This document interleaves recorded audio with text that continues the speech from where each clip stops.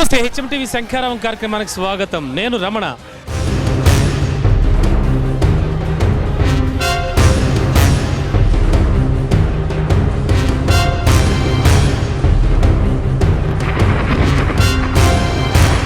శంఖారావం కార్యక్రమంలో భాగంగా ఈరోజు మనం జోగులాంబ గద్వాల జిల్లా మల్దకల్ గ్రామంలో ఉన్నాం. మల్దకల్ గ్రామం పేరు చెప్పిన వెంటనే అందరికీ గుర్తొచ్చేది సుమారు 100 ఏళ్ల చరిత్ర గల వెంకటేశ్వర స్వామి ఆలయం. అంతేకాదు, ఈ గ్రామంలో ఉన్నటువంటి గ్రామ ప్రజలు ఎటువంటి ఇబ్బందులు పడుతున్నారు, ఎటువంటి సమస్యలు ఉన్నాయి, ఆ సమస్యల పరిష్కారం దిశగా ప్రభుత్వం కానీ, స్థానిక నేతలు కానీ, లోకల్గా ఉన్నటువంటి లీడర్స్ కానీ వీళ్ళు ఏమైనా చేస్తున్నారా, ఎటువంటి కృషి చేస్తున్నారు, వాళ్ళ మాటల్లోనే విందాం హెచ్ఎంటీవీ శంఖారావంలో.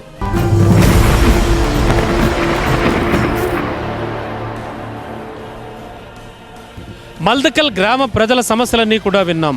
ఆ సమస్యలకు పరిష్కారాలు కూడా వాళ్ళ వంతుగా కొన్ని సూచిస్తున్నారు, కొన్ని రిక్వెస్ట్ చేస్తున్నారు ప్రభుత్వాన్ని. మాకు ఇది చేసి పెట్టండి మహాప్రభు అని, కనీస సౌకర్యాలు కల్పించండి అని అడుగుతున్నారు మల్దకల్ ప్రాంతవాసులు. అయితే ఇదే సమస్యలపై అసలు ఊళ్ళో ఉన్నటువంటి సమస్యలు కానీ, వాటి పరిష్కార దిశగా కానీ ప్రభుత్వం కానీ, లేకపోతే ఏమైనా గ్రాంట్స్ వస్తున్నాయా, వస్తే కనుక వాటిని ఎలా ఖర్చు చేస్తున్నారు, ప్రజల్ని ఎలా చూస్తున్నారు అనే విషయాన్ని మనకు వివరించడానికి గ్రామ సర్పంచ్ నాగరాజు గారు కూడా మనతో పాటు ఇక్కడ ఉన్నారు. ఆయన అడుగుదాం. సార్ నమస్తే. సార్, గ్రామ సర్పంచ్గా ఉన్నారు, గ్రామంలో ప్రజలు చెప్పిన సమస్యలన్నీ విన్నారు మీరు.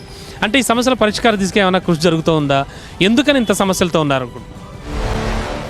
ముందుగా కేసీఆర్ గారికి హర్షం వ్యక్తం చేస్తున్నాం. ఆయన ఉద్దేశం గ్రామాలు అభివృద్ధి చేయాలని గ్రామ పంచాయతీల్ని ఏర్పాటు చేస్తున్నాడు. అలాగే మొన్ననే మనం న్యూస్ చూసినాము, మేజర్ గ్రామ పంచాయతీలు నగర పంచాయతీ చేయాలని. అంటే ఆయన ఉద్దేశము అంత తొందరగా అభివృద్ధి కావాలని కాదు, నిదానంగా అభివృద్ధి అవుతాయి, అభివృద్ధి దిశలోనే పోవాలి. ప్రతి గ్రామ పంచాయతీలు చేసి దాని పండు దానికి వస్తుంది, అవి అభివృద్ధి అవుతాయి.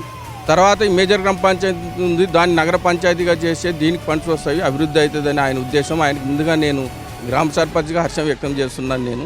అయితే సమస్యలు అనేటివి ప్రతి గ్రామ పంచాయతీలు అన్నీ ఉంటాయి. కాకపోతే ముందుగా ప్రధాన సమస్యలు 3 ఉన్నాయి మాకు. ఒకటి డ్రైనేజీ సమస్య, ఒకటి ప్రధాన కారణం ఉంది. తర్వాత ఒకటి ముఖ్యంగా మాకు శ్మశానం అనేది చాలా ముఖ్యమైనది. అది ఉండేది మల్దకల్ గ్రామంలో ఒక 1/2 ఎకరం ఉంది. అది ఒక బాడీ చనిపోతే మళ్ళీ చనిపోతే దాని పక్కనే చాలా ఇబ్బందిగా ఉంది. శ్మశానం అనేది చాలా ఏళ్ళ నుంచి దాన్ని ప్రయత్నం చేస్తున్నాం, అదొక సమస్య ఉంది. తర్వాత ముఖ్యంగా బస్టాండ్ అనే సమస్య కూడా ఉంది. అది కూడా ఇప్పుడు ప్రయాణికులు రావడం పోవడం అనేది ఇది మండల కేంద్రం. ఇది అభివృద్ధి కావాలంటే ఇటువంటి సమస్యలు, బస్టాండ్ మెయిన్ ఉంటే మండలం అనేది కూడా అభివృద్ధి అవుతుంది. కాబట్టి కేసీఆర్ గారు దీన్ని దృష్టిలో ఉంచుకొని ఒక బస్టాండు, శ్మశానము, అండర్ డ్రైనేజ్ అయితే కూడా ఇప్పుడు నగర పంచాయతీ చేయాలనుకుంటున్నాడు. అండర్ డ్రైనేజ్ చేస్తే కూడా ఊరు మంచిగా ఉంటుంది.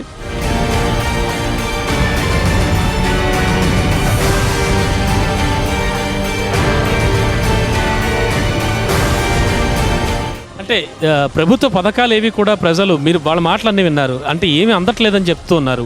అంటే లోపం ఎక్కడుందంటారు? అలాగే మీకు వచ్చే గ్రాంట్స్ సంగతి ఏమిటి? గ్రాంట్స్ ఏమైనా డైరెక్ట్గా వస్తున్నాయా, లేకపోతే కేంద్ర ప్రభుత్వం విడుదల చేస్తున్న గ్రాంట్స్తోనే ప్రస్తుతానికి పనులు చేయిస్తున్నారు? ఇది అందరికీ నేను ఒక సర్పంచ్గా ప్రతి ఒక్కరు చెప్పేది, అయితే స్టేట్ నుంచి అయితే రావటం అయితే లేదు, ఇది వాస్తవము. సెంట్రల్ నుంచి అయితే 14th ఫైనాన్స్ నిధులు వస్తున్నాయి, దాని నుంచే కొన్ని పనులు చేసుకొని పోతున్నాము దీనికి. అయితే స్టేట్ నుంచి కూడా వస్తే మనకి ఇంకా అభివృద్ధి చేసుకోవడానికి ఉంటుంది. ప్రజలతో పాటు కోఆప్షన్ మెంబర్ మెహబూబ్ అలీ కూడా మనతో పాటు ఉన్నారు. గ్రామంలో జరుగుతోందేంటి, ప్రజా సమస్యల పరిష్కార దిశగా కృషి ఏమైనా జరుగుతోందా, జరిగితే కనుక ఎటువంటి కృషి జరిగింది?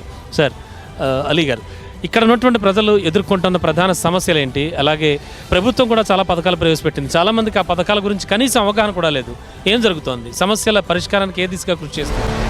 ఇక్కడ షీడ్ పత్తిని ఎక్కువ సాగు చేస్తారు, ఇక్కడ వరి పండుతుంది, ఇక్కడ వేరుశనగ పండుతుంది, ఇక్కడ పత్తి, మిరప, అన్ని రకాల పంటలకి ఇది యోగ్యమైనటువంటి వాణిజ్య పంటలకి ఇది యోగ్యమైనటువంటి ఈ భూమి.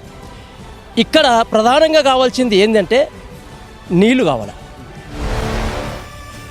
లోకల్గా ఉన్నటువంటి సమస్యలు అంటే ప్రభుత్వ పథకాలు ఎవరికి అందట్లేదని చెప్తున్నారు. అద్భుతంగా ప్రభుత్వ పథకాలు జరుగుతున్నాయి. గౌరవ ముఖ్యమంత్రి రాష్ట్రం ఏర్పడ్డ తర్వాత ఒక సర్వే నిర్వహించినాడు.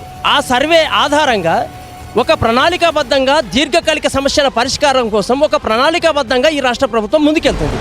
మిగతా పథకాలు గత పాలకులు పరిపాలించినారు కదా, అప్పుడు కుల వృత్తులు కొల్లగొట్టడం జరిగింది, వృత్తులు కూలినాయి.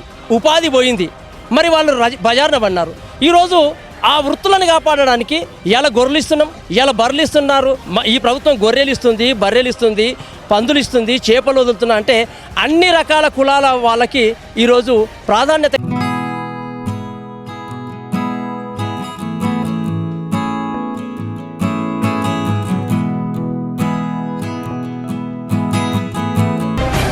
ఓకే, మల్దకల్ ప్రాంత ప్రజల సమస్యల జీవనాన్ని ఇంకా మెరుగుపరచడానికి ఎటువంటి చర్యలు తీసుకుంటారు క్లుప్తంగా చెప్పండి. ఇప్పుడు ఇక్కడ ఉన్నటువంటి ఈ మల్దకల్ మండల ప్రాంత ప్రజల అవసరాలు తీరడానికి ప్రధానంగా బస్టాండ్ సౌకర్యం కావాలా. నెంబర్ 1 ఇక్కడ డిగ్రీ కళాశాల కావాలా. ఎస్సీ ఎస్టీ ఒక గురుకుల పాఠశాల కూడా ఇక్కడ ఏర్పాటు చేయాలి, ఇక్కడ ఎడ్యుకేషన్ డెవలప్మెంట్ కోసం. రైట్, ఇవాళ శంఖారావంలో మనం జోగులాంబ గద్వాల జిల్లా మల్దకల్ గ్రామ ప్రజల సమస్యలన్నీ కూడా తెలుసుకున్నాం. ఎక్కువగా చెప్పే సమస్యలు ఏమిటంటే రైతులకు సంబంధించిన సమస్యలే. 90% మందికి పైగా రైతులు ఉంటున్నటువంటి ఈ ఏరియాలో, ఈ ప్రాంతంలో కృష్ణానది వాటర్ వస్తున్నా కూడా వారికి చాలా సమస్యలతో కొట్టుమిట్టాడుతున్నామని వాళ్ళు చెప్తూ ఉన్నారు. అవే కాకుండా ఈ ప్రభుత్వ పథకాల అమలు తీరుతెన్నులు కూడా వాళ్ళని అడిగి తెలుసుకున్నాం. మరి ఈ సందర్భంలో వారికి ఉన్నటువంటి సమస్యల పరిష్కార దిశగా ప్రభుత్వం కూడా చర్యలు చేపట్టాలని మనము కోరుకుందాం. అలాగే గ్రామంలో ఉన్నటువంటి ప్రజల సమస్యలన్నీ కూడా విన్నాం. ఇది ఇవాల్టి శంఖారావం. తిరిగి మరో గ్రామంలో శంఖారావంలో మళ్ళీ కలుద్దాం. చూస్తూనే ఉండండి HM TV.